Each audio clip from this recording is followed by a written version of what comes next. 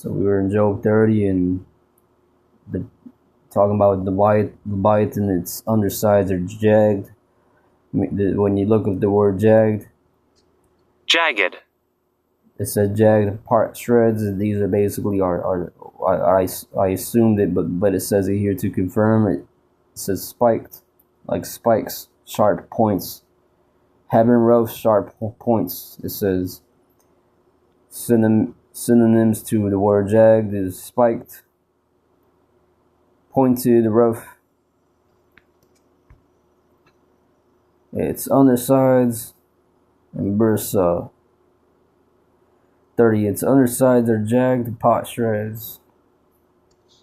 Pot shreds, I'm gonna look that up. A broken piece. Let's see. Potsherd. Yeah, a broken piece of ceramic material, especially one found on an archaeological site. Yeah, so like the spikes coming off of its back, like they show you there in that one image here. Many other images.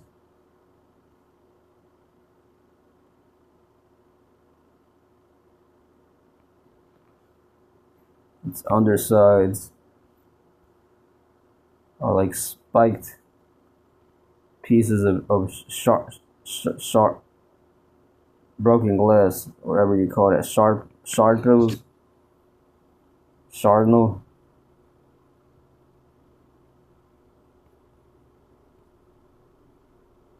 Yeah, those things are spiked too. Those ain't no little ass, dull ass little things there. If your ass was to fall on top of that from a helicopter, your ass would get your ass spiked up, bro. Like me personally, I think he's really taller than the fucking Mount Everest, Leviathan here.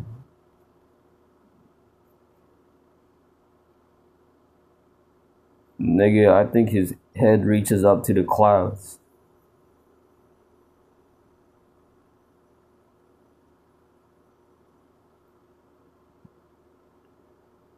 I'd be surprised if his, like, I'd be surprised if his waist doesn't go up to at least the cloud level, my nigga. So excuse my language, but I'll be surprised if his waistline there ain't at least on the cloud surface level there. Okay, because in that dream I had, that's what his height was about compared to the T-Rex. The T-Rex was like would have been the size of just your local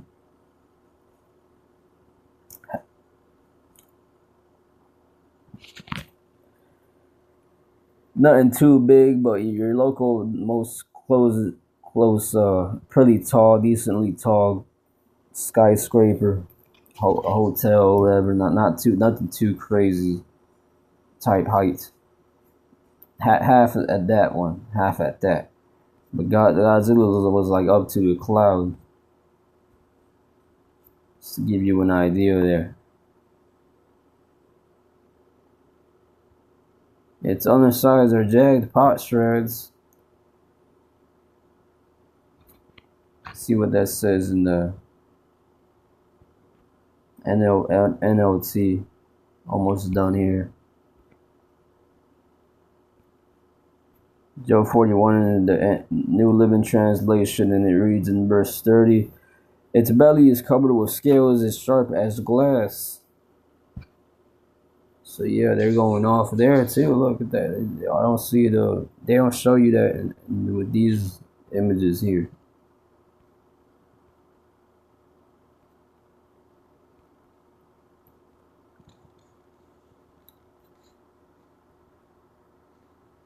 Or actually, yeah, they do. Yeah, that's how his skin is. Godzilla's skin is like right there.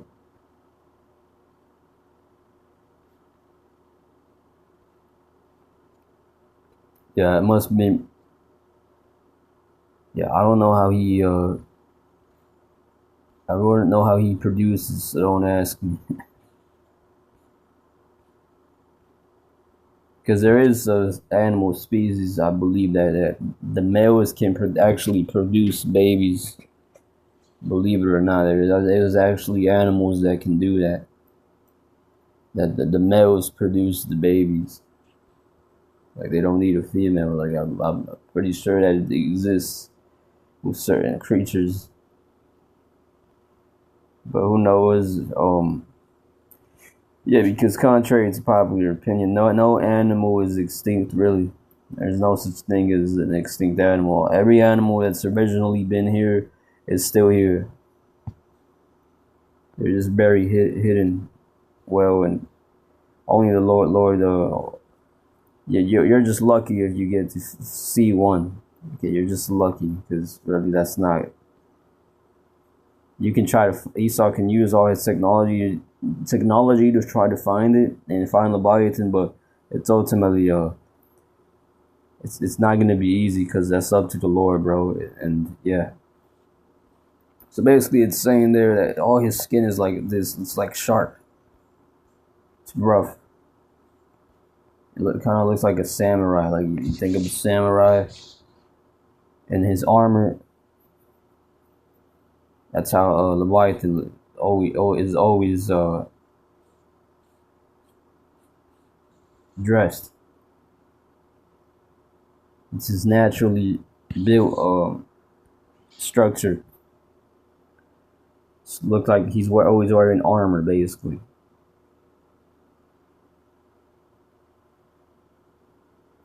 And it reads, its belly is covered with scales as sharp as glass. That's all its skin, basically. We discussed that. It plows up the ground as it drags through the mud.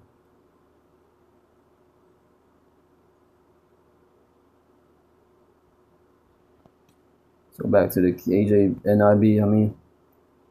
It makes the depths churn like a boiling cauldron and stirs up the sea like a pot of ointment. This is in 30, leaving a trail in the mud like a threshing sledge. That's how its tail. That's what its tail does. Its tail leaves that a path of destruction behind as it walks. Like as Leviathan walks, that's what its tail is destroying shit behind it, and in front of it, it's as the Garden of Eden, and behind it, it's desolations. It makes the depths churn like a boiling cauldron and stirs up the sea like a pot of ointment. That's the temperature inside Leviathan. The heat heats the seas. That's why he can go so deep under the ocean. Like I believe Leviathan, personally believe Leviathan can go deep as hell under the ocean, and levels that with Esau's technology today can't even go that deep. No. If you think Esau can go that deep down the ocean, you're mistaken, bro. He doesn't even have the technology to go into space, which would be essentially the same thing if you had the technology to go to space, which they don't. You would essentially have the same technology to be able to go down all the way down and onto the depths of the seas, and that's not possible. Esau hasn't even discovered, I would say, 3% of the all creatures and vegetations and land, even with all that technology, and a nigga ain't going to.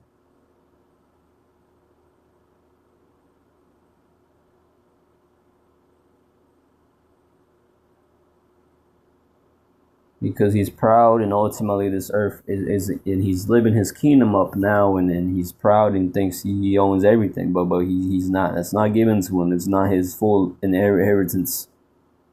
Yeah, you got the fantasy of the earth, but you ain't gonna have everything, bro. Even with us with these superhuman bodies, when we get them godlike bodies, we're not gonna even with that godlike body, we're gonna know everything and have knowledge of everything, but we ain't gonna we wouldn't even be able to go into every galaxy, every universe in one day with those bodies, bro. That would take too long. I don't believe it. And then again, I can see it because those bodies are gonna be something else. But this isn't 32. It leaves a glistening wake behind it. One would think the deep had white hair. Nothing on earth is its equal.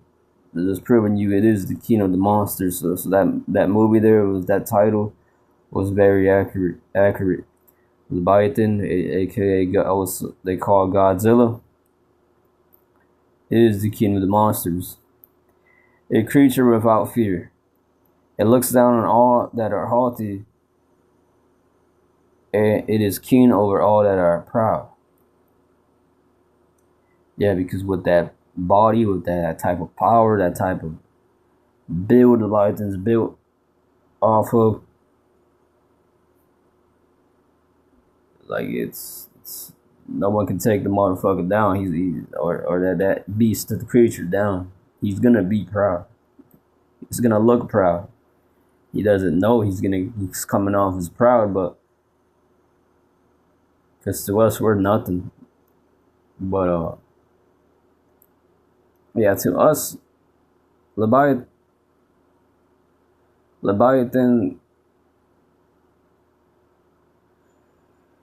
or to us, or to Leviathan, we're nothing. Basically, we're like ants.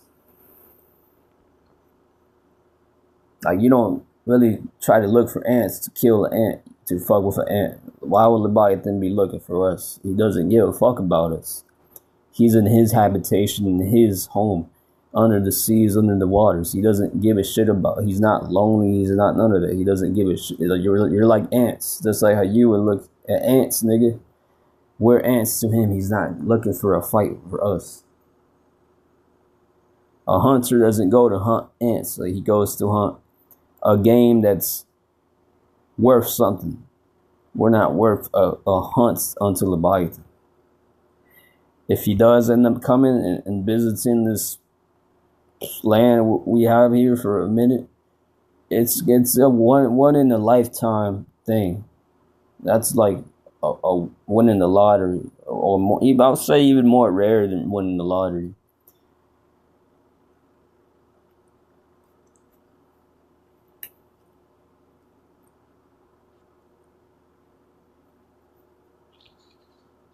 It's just Esau likes to hype shit up because of his pride and everyone thinking he can take down shit because he's always saying he has the best military.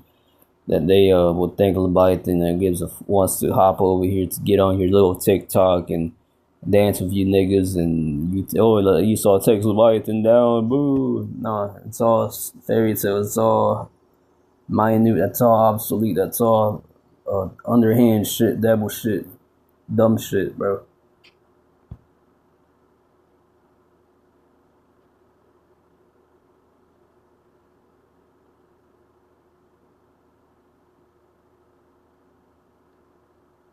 All right, so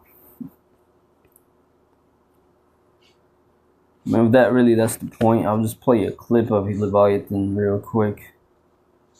And basically, just to mention this real quick, I'm not going to speak on it too long. I already brought the scriptures, but when you get this, Leviathan, this false Christian speaks on it, and he doesn't break it down correctly. The ocean, the sea, basically, is so unpredictable. The point of God bringing it up to Job in the book of Job is like God has the ability to tame this thing. And even in the book of Revelation at the end of the Bible, it says that in the new heavens and new earth, there will be no sea. Point of that, though, is not necessarily that like the body of water is not going to exist. It's that the ocean, the sea, is so unpredictable. So would it be that the dangers of the sea would no longer exist? Yeah, so the sea kind of working as an analogy of that which is unpredictable. Leviathan in Job which is this, sea monster. And it's representational in a way of, because it appears actually in Babylonian literature too, the Leviathan. Really? Yeah, and it's encompassing chaos in the world. And the point of God bringing it up to Job in the book of Job is like, God... He got some things on point, but then really didn't describe who literal Leviathan is, what he may look like, to give an idea. Obviously, Godzilla ain't the perfect picture to it, but it's the most accurate. That's what I was looking for, but he didn't say that. People also want to know how he looks like, bro. We break it down. We break that down. Force that devastates Tokyo while also exposing government inefficiency. The most terrifying Godzilla to ever exist. Shin Godzilla is a horrible mutation that's in constant pain, but he's also a nightmarish force that devastates Tokyo. Godzilla got mad and got every country at once. With Russia dropping a nuke in the ocean by mistake, something terrible would happen. The giant monster known as Godzilla would appear and would quickly start attacking, demolish Japan in a matter of minutes. Nothing would be able to beat it, since Godzilla would tear through the world, taking half of the Asia fast. The world would have no choice but to surrender and submit to the monster. A lot of the world's leaders would start worshipping Godzilla, hoping it would spare them. However, a small part of the scientists would be hidden somewhere in the United States and would have a genius plan. They would create a huge mecha robot equipped with nuclear and electrical energy, sending it to beat Godzilla. With humanity's hope restored, they would all together, led by the mecha, start freeing all of Asia until they would reach Japan, where Godzilla is residing. A huge battle would start, but the weapon humans created would be successful, as Godzilla would start running away, submerging into the deep ocean where it came from. What would happen if God... And that's bullshit. It just said that there's no weapon against it.